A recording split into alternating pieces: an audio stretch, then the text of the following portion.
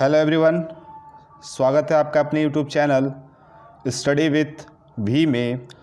JPSC series की आज की एक इम्पॉर्टेंट वीडियो में आपका स्वागत है।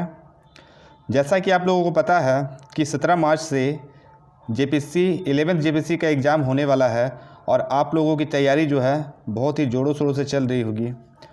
आप किसी तरह के बेवजह अफवाह से बचिए कि एग्ज़ाम पोस्टपोन्ड होगा, क्योंकि अभी तक जो है आज जो डेट है आपका 7 मार्च और आज तक जो है कोई भी ऐसा नोटिफिकेशन नहीं आया कि जिससे ये पता चले कि एग्ज़ाम का डेट है जो एक्सटेंड होगा। तो उन सब अफवाह से बचिए और आप अपने तैयारी में लगे रहिए। और इसी के साथ बिना आपका टाइम वेस्ट किए हुए जो आज का सीरीज़ हम लोग लेकर आए हैं वो है वन लाइनर। तो आज से हम लोग जो भी बात करेंगे वो वन लाइनर वाला क्वेश्चन के टाइप में रहेगा, क्योंकि इससे टाइम भी बचेगा और कम टाइम में क्या है ना, हम लोग ज़्यादा से ज़्यादा क्वेश्चन को कवर अप करेंगे। तो देखिए, ये क्वेश्चन प्रीवियस ईयर में भी पूछा गया है और आने वाले एग्ज़ाम में जो पूछा जा सकता है उसके पैटर्न पे आधारित है। तो मैं आपको ये भी बताते चलूँ कि इससे प्रीवियस वीडियो जो मैंने प्रीवियस बनाया हुआ है उसमें आप झारखंड से रिलेटेड हर टॉपिक को देख सकते हैं। झारखंड के खेल कूद, झारखंड का साहित्य और साहित्यकार से रिलेटेड, झारखंड के CNT एक्ट हो गया, SPT एक्ट हो गया। उसके बाद झारखंड से रिलेटेड लगभग सारे टॉपिक जो है हमारे यूट्यूब चैनल के प्लेलिस्ट में अवेलेबल है। आप वहां से जाकर उन्हें देखिए, वो काफ़ी आपके लिए यूजफुल होने वाला है। तो चलिए, टाइम को बर्बाद किए हुए आज का क्लास स्टार्ट करते हैं। और अभी तक अगर आपने हमारे चैनल को सब्सक्राइब नहीं किया है तो सब्सक्राइब कर लीजिए, क्योंकि आज के बाद से जो भी क्वेश्चन डाला जाएगा वो मोस्ट इंपॉर्टेंट क्वेश्चन है आपके एग्ज़ाम के लिए। तो चलिए स्टार्ट करते हैं आज के क्वेश्चन नंबर 1 से। और ये सारे क्वेश्चन जो है वन लाइनर का है, इससे आपका टाइम भी बचेगा। आज जो है हम लोग क्वेश्चन नंबर 1 से लेके 50 तक ही कवर करेंगे इस वीडियो में। इसके बाद का पार्ट लेके आऊँगा, क्योंकि वीडियो शॉर्ट भी बनेगा, आपको कम टाइम में है ज़्यादा क्वेश्चन देखने को मिलेगा। ठीक है, चलिए स्टार्ट करते हैं आज का पहला क्वेश्चन से। तो क्वेश्चन नंबर 1 है कि झारखंड राज्य का सबसे ऊंचा क्षेत्र कौन सा है। तो झारखंड राज्य का सबसे ऊंचा क्षेत्र जो है वो नेतरहाट है। तो चलिए अब आगे बढ़ते हैं अपने दूसरे क्वेश्चन की तरफ। क्वेश्चन नंबर 2, झारखंड की कौन सी नदी कीकट नाम से प्रसिद्ध है। तो उसका जो सही आंसर है वो क्या है, Punpun. Question number next, Jharkhand में बेतला नेशनल पार्क की स्थापना कब हुई थी। तो इसकी स्थापना हुई थी 1986 में। और ये झारखंड के किस ज़िले में है ये मुझे आप कमेंट बॉक्स में कमेंट करके बताइए। चलिए अब आगे बढ़ते हैं अपने अगले क्वेश्चन की तरफ। Question number 4, Jharkhand tourist home stay scheme की शुरुआत कब हुई थी। तो देखिए, स्कीम से रिलेटेड क्वेश्चन एग्जाम में पूछा जाता है, योजना से। तो ये भी क्वेश्चन को आपको देखते चलिएगा। इसका जो सही आंसर है वो 2009। अब आगे बढ़िए अपने अगले क्वेश्चन की तरफ। झारखंड में कितने ज़िले हैं। तो झारखंड में जो अभी वर्तमान में बात करें तो वर्तमान में जो वो 24 ज़िले हैं, लेकिन जब झारखंड राज्य की स्थापना हुई थी तब कितने ज़िले थे। इसका आंसर आप मुझे कमेंट बॉक्स में कमेंट करके बताइए, क्योंकि एक साथ जो हम लोग अब तैयारी के लास्ट वे पे है ना, तो तैयारी लगभग पूरा हो चुका है। तो आप लोग भी मुझे साथ में साथ आंसर बताते चलिए। अब आगे बढ़ते हैं अपने अगले क्वेश्चन की तरफ। क्वेश्चन नंबर 6, झारखंड में कितने सदन हैं। तो झारखंड में 1 सदन है। क्वेश्चन नंबर 7, झारखंड राज्य का आकार किसके समान है। तो जब भारत के मैप में झारखंड का जब आकृति देखिएगा तो वो कुछ चतुर्भुज के आकार में दिखता है। अब आगे बढ़ते हैं हम लोग अगले क्वेश्चन की तरफ। क्वेश्चन नंबर 8, झारखंड राज्य का राजकीय पशु कौन सा है। तो हाथी है। देखिए, इसमें जो क्वेश्चन लिया गया है ना वो लो से लेके हाई हर बेस का क्वेश्चन है। तो हम लोग सब कुछ कवर अप करते हुए चलेंगे, क्योंकि एग्जामिनेशन हॉल में कुछ भी क्वेश्चन पूछा जाता है कि अगर हम इसे ईजी समझ के ना पढ़ के गलती करने वाला है नहीं। तो ठीक है ना, तो हम लोग इसी टाइप का क्वेश्चन भी आगे देखेंगे कुछ। तो आगे बढ़ते हैं अपने अगले क्वेश्चन की तरफ। क्वेश्चन नंबर 9, झारखंड राज्य में कुल कितने अनुमंडल है। तो झारखंड राज्य में 35 अनुमंडल है। आगे बढ़ते हैं अपने अगले क्वेश्चन की तरफ। क्वेश्चन नंबर 10, झारखंड में मुख्यमंत्री ग्राम सेतु किस वर्ष शुरू हुई। तो यह जो है 2001 में शुरू हुई थी। क्वेश्चन नंबर 11, झारखंड राज्य के अंतर्गत जो क्षेत्र स्वागत परिषद का गठन कब किया गया। तो इसका गठन जो है 9 अगस्त 1995 में किया गया। तो ये सब डेटा फैक्ट क्वेश्चन है, इसको भी आपको ध्यान में रखना है। 9 अगस्त 1995 में किया गया। आगे बढ़िए क्वेश्चन नंबर नेक्स्ट, झारखंड में कितने जनजातीय समूह है। झारखंड में कितने जनजातीय समूह है। झारखंड में 32 जनजातीय समूह हैं। क्वेश्चन नंबर 13, झारखंड में कितने विश्वविद्यालय है। झारखंड में 7 विश्वविद्यालय है। क्वेश्चन नंबर 14, झारखंड में मिट्टी के कितने प्रकार है। तो झारखंड में जो है वो 6 प्रकार की मिट्टी पाई जाती है। झारखंड में 6 प्रकार की मिट्टी पाई जाती है। क्वेश्चन नंबर 15, झारखंड राज्य किस राज्य से अलग होकर बना था? तो ये सबको पता है, झारखंड राज्य जो है वो बिहार से कटकर बना था। और ये कब बना था? तो 15 नवंबर 2000 को बना था। अब आगे बढ़ते हैं अपने अगले क्वेश्चन की तरफ। क्वेश्चन नंबर 16, किस जिले में राजमहल फासिक अभ्यारण्य? तो देखिए अभ्यारण्य से भी रिलेटेड क्वेश्चन है, इसमें सब टाइप का क्वेश्चन मिक्सअप है। इसमें अभ्यारण्य भी है, आपको खनिज संपदा भी से भी है, और झारखंड के भूगोल, इतिहास, मतलब सब टॉपिक को लेकर हम लोग मिक्स करके 1000 क्वेश्चन का सीरीज बनाए हुए हैं। और उसी का जो है आपको पार्ट बाय पार्ट जो है वो मिलता रहेगा। तो क्वेश्चन नंबर 17, अब आगे बढ़ते हैं अगले क्वेश्चन की तरफ। क्वेश्चन नंबर 17 है, अच्छा ये जो राजमहल अभ्यारण्य है ये कहाँ? ये साहिबगंज में है। क्वेश्चन नंबर 17, झारखंड बनाते समय राज्य में कितना जिले थे? तो देखिए अभी क्वेश्चन में चेंजिंग क्या करता है, झारखंड बनते समय पूछा जा रहा है यहाँ पे, और वो झारखंड में वर्तमान में पूछ रहा था। जब झारखंड बन रहा था, जब झारखंड बना था तो उस टाइम में जो है झारखंड में 18 जिले थे, और प्रेजेंट में कितना है? तो प्रेजेंट में 24 है। तो क्वेश्चन अलग अलग है, इसको भी ध्यान में देना है। क्वेश्चन नंबर 18, क्वेश्चन नंबर 18 है कि झारखंड में छोटा नागपुर यानी कि CNT कानून किस वर्ष बनाया गया था? तो 1908 में बनाया गया था। क्वेश्चन नंबर 19, झारखंड में सर्वाधिक महिला साक्षरता वाला जिला कौन सा है? तो देखिए साक्षर से रिलेटेड क्वेश्चन एक ना एक को अब एग्जाम में के पैटर्न में आपको दिखेगा ही। तो यहाँ पे देखिए महिला साक्षरता पूछ रहा है, इन सब चीज़ों को भी ध्यान देखना है। महिला साक्षरता जब पूछा जाएगा तो इसका आंसर क्या होगा? रांची। अब आगे बढ़ते हैं अपने अगले क्वेश्चन की तरफ।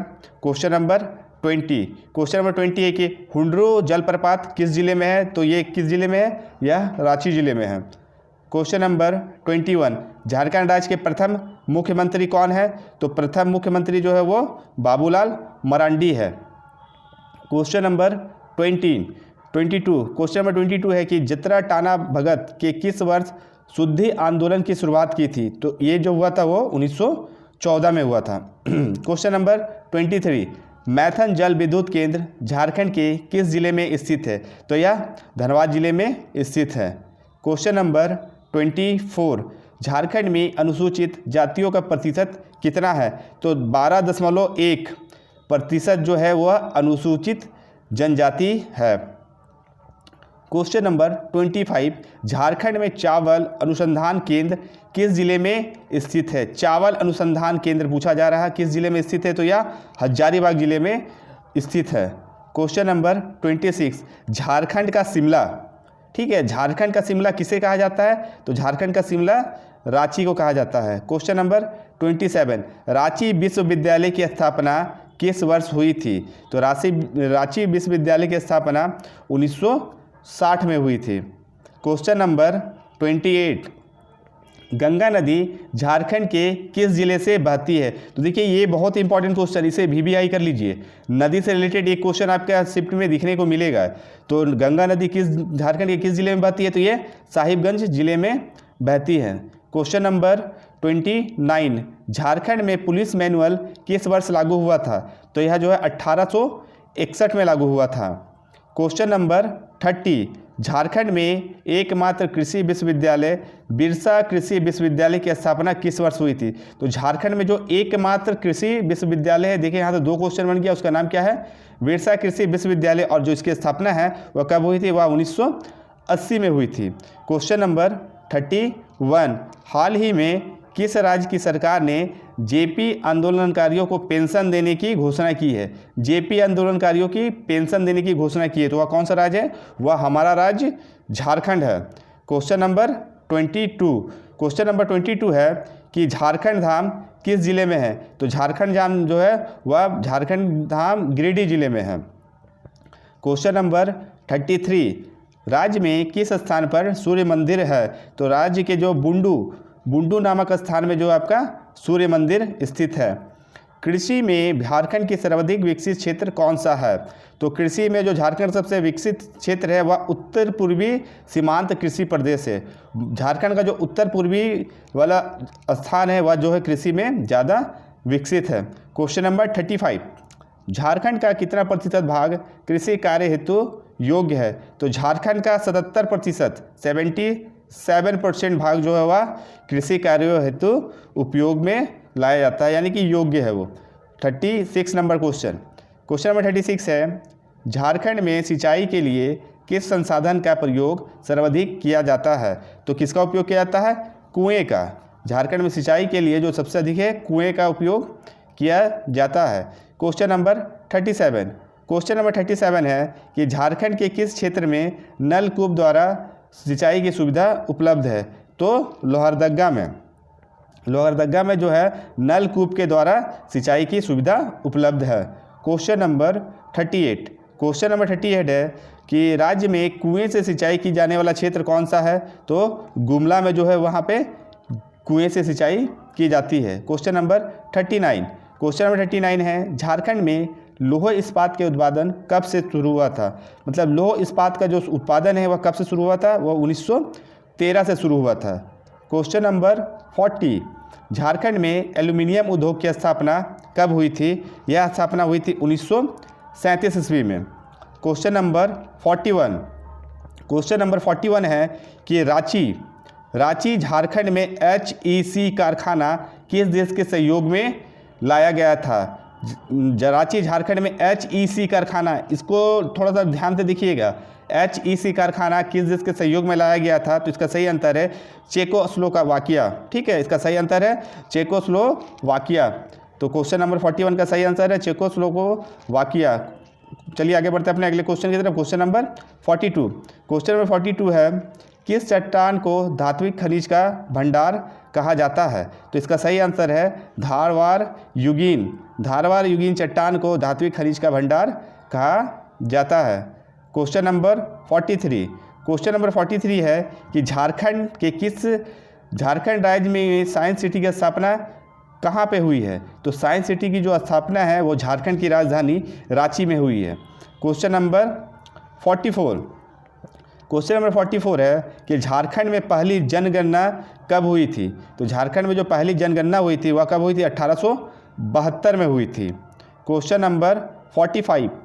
झारखंड में किस नदी पर तिलैया जल विद्युत परियोजना? ये सब इम्पॉर्टेंट क्वेश्चन है, इस सबको ध्यान से सुनिएगा और इसको ध्यान में याद रखिएगा। क्वेश्चन नंबर 45 है कि झारखंड में किस नदी पर तिलैया जल विद्युत परियोजना स्थित है? तो यह बराकर नदी पर स्थित है। Question number 46। राज्य में चांडिल जल विद्युत योजना किस नदी पर है? तो यह स्वर्णरेखा नदी पर है। Question number 47। झारखंड राज्य में राजमहल ट्रैप कहाँ स्थित है? तो यह झारखंड के उत्तर पूर्वी भाग में स्थित है राजमहल ट्रैप। चलिए आगे बढ़ते हैं क्वेश्चन नंबर 48 की तरफ। क्वेश्चन नंबर 48 है कि झारखंड में सर्वाधिक कौन सा सेल पाया जाता है? तो झारखंड में जो है आर्कियन सेल पाया जाता है। झारखंड में जो है आर्कियन सेल सर्वाधिक पाया जाता है। क्वेश्चन नंबर 49 कि राजमहल ट्रैप की औसत ऊंचाई कितनी है? तो इसकी औसत ऊंचाई जो है वो है 400 मीटर। और आज का डे का last question number 50। Question number 50 है कि झारखंड के किस क्षेत्र को खनिज भंडार कहा जाता है? तो यह किसे कहा जाता है? या दामोदर घाटी को कहा जाता है।